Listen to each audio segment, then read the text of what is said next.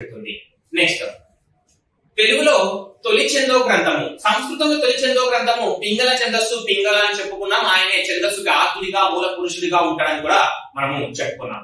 Next ఛందస్సుకు సంబంధించి తెలుగులో తొలి ఛందో గ్రంథం, తెలుగులో తొలి ఛందో గ్రంథం, తొలి ఛందో గ్రంథం కవిజనాశ్రయం.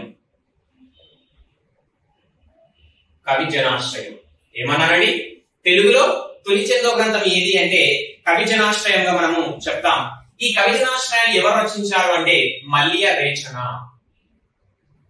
మల్లియ రేచన.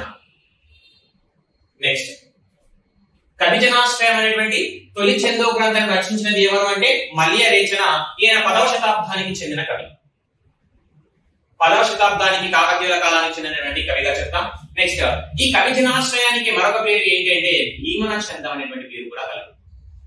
భీమన చందం, భీమన చందం అనేటువంటి పేరు కూడా కలదు. ఓకేనండి. అంటే రేచన గారి యొక్క తండ్రి పేరు భీమన, ఆయన పేరు మీదుగానే భీమన చందం అనేటువంటి పేరు వచ్చిందని కొంతమంది కవుల యొక్క విమర్శకుల యొక్క అభిప్రాయం ప్రకారం కవిజనాశ్రయానికి కలిగినటువంటి మరొక పేరు ఏంటి అంటే భీమన చందం అని చెప్పడం జరుగుతుంది. నెక్స్ట్ తెలుగులో ప్రామాణిక ఛందో గ్రంథం, తెలుగులో ప్రామాణిక ఛందో గ్రంథం, తెలుగులో ప్రామాణిక ఛందో గ్రంథం, తెలుగులో ప్రామాణిక ఛందో గ్రంథం వచ్చేసి ఛందో దర్పణం. ఛందో దర్పణం, ఛందో దర్పణం రచించినది ఎవరు అంటే అనంతమాత్యుడు.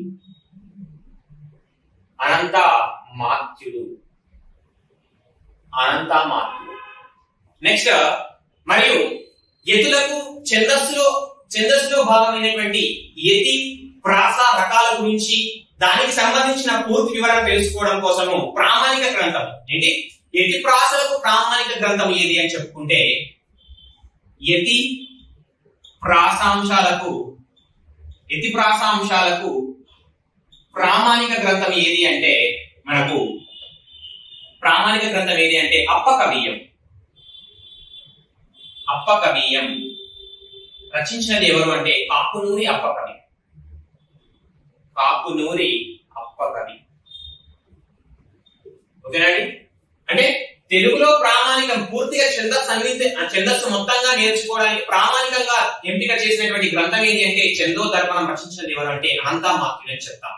నెక్స్ట్ ఛందస్సులో భాగంగా ఉన్నటువంటి యతిల గురించి, ప్రాసల గురించి, యతి భేదాల గురించి, ప్రాస భేదాల గురించి, రకాల గురించి తెలుసుకోవడానికి